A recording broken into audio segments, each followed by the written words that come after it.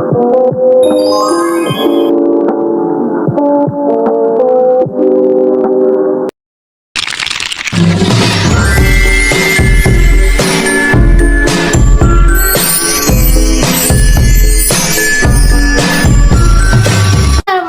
warahmatullahi wabarakatuh.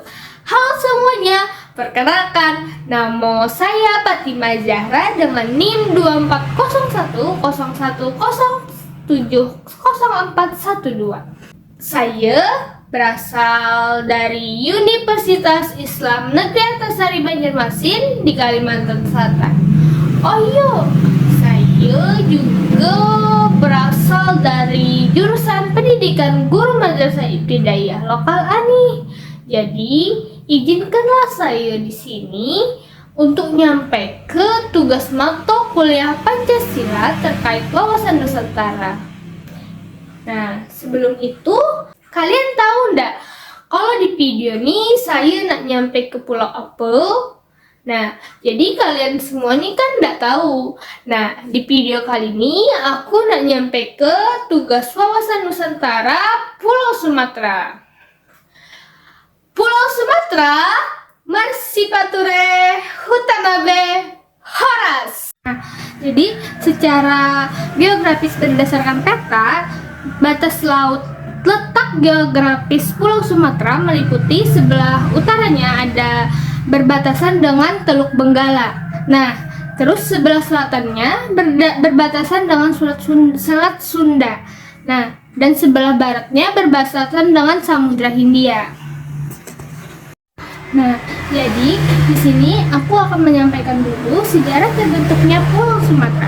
Berdasarkan hasil analisis geokimia, wilayah Sumatera terbagi menjadi 3 bagian.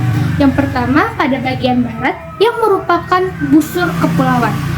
Yang kedua pada bagian timur yang merupakan zona tepian lempeng Eurasia serta wilayah antar lempeng benua. Nah, jadi wilayah yang berada pada bagian busur kepulauan adalah Kota Bengkulu. Nah, jadi Pulau Sumatera ini di sebelah utaranya terdapat Singapura dan Malaysia yang bersebelahan dengan Singapura dan Malaysia. Terus pada bagian selatan itu ialah Kepulauan Mentawai. Sedangkan di bagian barat itu ada India dan di bagian timur ada Pulau Kalimantan. Sebelum saya masuk pada poin-poin penting, saya nak menjelaskan terlebih dahulu bagaimana sih Pulau Sumatera ini. Jadi, Pulau Sumatera adalah salah satu pulau terbesar di Indonesia, terletak di bagian barat negara ini. Terus, kalian tahu nggak kenapa Sumatera sangat terkenal? Nah, jadi Sumatera itu dikenal dengan kekayaan alamnya yang meliputi hutan tropis yang luas, gunung berapi yang aktif, dan pantai-pantai yang indah. Nah, jadi di pulau ini terdapat beberapa gunung berapi aktif seperti Gunung Sinabung, Gunung Merapi, dan Gunung Kerinci yang merupakan titik rawan gempa dan letusan. Selain itu, Sumatera juga memiliki beberapa taman nasional yang merupakan habitat bagi berbagai spesies langka, seperti orangutan di Taman Nasional Gunung Leser di Aceh. Pulau Sumatera juga memiliki kekayaan budaya yang sangat beragam, dengan berbagai suku bangsa seperti Aceh, Batak, Minangkabau, Melayu, dan lain-lain. Terus, masing-masing suku pasti memiliki bahasa, adat, dan tradisi yang berbeda-beda, sehingga menjadikan Sumatera sebagai tempat yang kaya akan keanekaragaman budayanya. Lalu, kalian tahu tidak, secara ekonomi Sumatera itu terkenal karena apanya? Jadi, ternyata secara ekonomi Sumatera memiliki sektor pertanian yang sangat maju, terutama dalam produksi kelapa sawit, karet, kopi, dan padi. Selain itu, pada sektor perikanan, tambang, dan industri yang juga menjadi bagian penting dari perekonomian di pulau ini. Secara geografi, Sumatera terletak di sebelah barat laut Pulau Jawa dan di bagian barat Indonesia, dengan Selat Sunda di atasnya yang memisahkan Sumatera dari Pulau Jawa. Pulau ini juga berbatasan dengan Laut Cina Selatan di utara, serta Samudra Hindia di sebelah barat. Nah, jadi secara keseluruhan, Sumatera merupakan pulau yang memiliki keindahan alam yang menakjubkan, budaya yang kaya, serta potensi ekonomi yang sangat-sangat besar. Pulau ini juga memiliki pusat budaya dan berperan penting dalam sejarah, karena di Sumatera menjadi tempat kelahiran beberapa kerajaan besar, seperti Kerajaan Sriwijaya dan Kesultanan Aceh. Sumatera juga memiliki keindahan geografis, yaitu memiliki lanskap yang beragam dari pegunungan, hutan tropis, pantai, sampai danau yang bisa menarik wisatawan lokal maupun wisatawan asing. Ada beberapa poin penting yang akan saya bahas pada video kali ini. Yang pertama, setelah mempelajari tugas wawasan Nusantara, apa yang Anda ketahui dari daerah tersebut? Nah, jadi setelah saya mempelajari wawasan Nusantara, saya mengetahui bahwa Pulau Sumatera adalah pulau terbesar ke-6 di dunia dan termasuk wilayah Indonesia yang kaya akan sumber daya alam, budaya, dan keanekaragaman hayatinya. Jadi, Pulau Sumatera ini terdiri dari 10 provinsi, yaitu Aceh, Sumatera Utara, Riau, Sumatera Barat, Jambi, Sumatera Selatan, Bengkulu, Lampung, dan Kepulauan Bangka Belitung. Sumatera dikenal dengan tanahnya yang subur, kaya akan hasil tambang seperti minyak bumi dan gas, serta memiliki hutan tropis yang luas. Pulau ini juga dihuni oleh berbagai suku seperti Aceh, Batak, Minangkabau, Melayu, dan lainnya yang memiliki tradisi dan budaya yang khas. Poin kedua, NKRI itu luas dengan tradisi dan budaya yang berbeda-beda. Setelah kamu mempelajari wawasan Nusantara dan membahas daerah kamu, hal-hal apa saja yang kamu ketahui. Jadi, setiap provinsi pasti memiliki tradisi, adat, dan bahasa yang unik.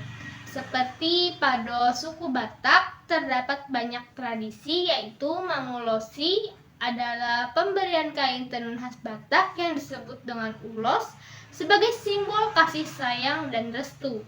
Lalu juga ada Mangbokal Holi, yaitu penggalian dan pemindahan tulang belulang leluhur. Pada bahasa suku Batak tergolong pada bahasa Austronesia dan memiliki 6 logat, yaitu logat Simalungun, Pakpak, Toba, Angkola, Mandailing, dan Karo. Terus selain suku Batak juga ada suku Minangkabau dan Aceh. Pada suku Minangkabau terdapat tradisi matrilineal, yaitu sistem kekerabatan yang ditarik dari pihak ibu, sehingga keturunan dari pihak ibu dianggap lebih penting.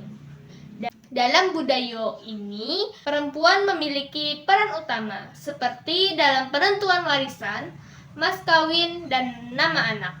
Lalu, masakan khas suku Minangkabau terkenal dengan masakan khasnya yang dominan dengan rasa pedas, seperti rendang, sate padang, dendeng batokok, dan ayam pop.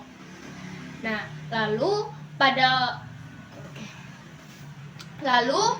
pada upacara dan festival, suku Minang sendiri memiliki beberapa upacara dan festival, seperti tabuik, makan bajamba, turun mandi, batagak panggulu, turun kasawah, menyabik, dan hari raya. Sedangkan pada suku Aceh memiliki 3 dialek bahasa, yaitu Bayat Lambuot, Masjid Punteut, dan Pate Ketapang. Selain bahasa Aceh, masyarakat Aceh juga menggunakan bahasa daerah lain. Caknyo, Gayo, Alas, Tamieng, dan Anuik Jame. Lalu, tradisinya ada Peyusijiwek atau upacara adat untuk mengungkapkan rasa syukur dan berdoa yang dilakukan dalam berbagai acara seperti pernikahan, kelahiran, dan berangkat haji. Lalu ada tradisi Meugang yang dimana itu upacara adat menyambut bulan suci Ramadan, Idul Fitri, dan Idul Adha dengan memasak daging secara bersama-sama. Budaya yang ada di suku Aceh caknyo seperti tari saman, tari saudati, dan tari ratoh jaro. Nah, jadi tari saman, tari yang mengandung makna kepahlawanan, pendidikan, dan keagamaan. Tari ratoh jaro, yaitu tari yang dilakukan oleh penari perempuan dengan iringan musik rapai, yang mengandung makna bahwa perempuan Aceh kuat, tangguh, dan berani. Yang ketiga ada tari saudati, yaitu tari khas Aceh yang berkembang di daerah pesisir, yang dilakukan oleh laki-laki dan mengandung unsur perang. Lalu di suku Aceh terdapat kesenian dindong. Nah, jadi di Aceh terdapat kesenian dindong. Kesenian dindong itu yaitu menampilkan oleh laki-laki dengan duduk melingkar lalu menyanyikan lagu daerah sambil bertepuk tangan. Yang ketiga, berikan pendapat Anda terkait keistimewaan daerah yang Anda pelajari dibanding dengan daerah yang lain. Nah, jadi dapat kita lihat dari berbagai aspek Pulau Sumatera memiliki kekayaan sumber daya alam dalam hal hasil bumi dan pertanian. Pulau ini juga memiliki pusat budaya dan berperan penting dalam sejarah karena di Sumatera menjadi tempat kelahiran beberapa kerajaan besar seperti Kerajaan Sriwijaya dan Kesultanan Aceh. Sumatera juga memiliki keindahan geografis, yaitu memiliki lanskap yang beragam dari pegunungan, hutan tropis, pantai, sampai danau yang bisa menarik wisatawan lokal maupun wisatawan asing.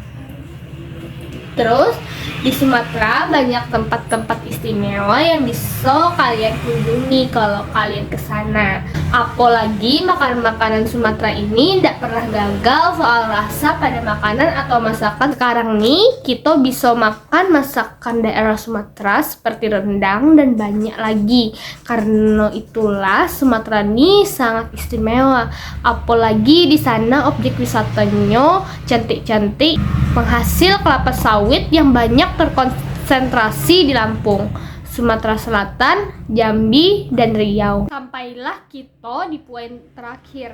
Berikan saran Anda dan pemikiran Anda untuk pengembangan daerah yang Anda bahas. Jadi, ada beberapa saran dan pemikiran yang akan saya sampaikan di video ini. Pertama, peningkatan infrastruktur mempercepat pembangunan jalan tol, pelabuhan, bandara, dan rel kereta api agar distribusi barang dan jasa lebih efisien.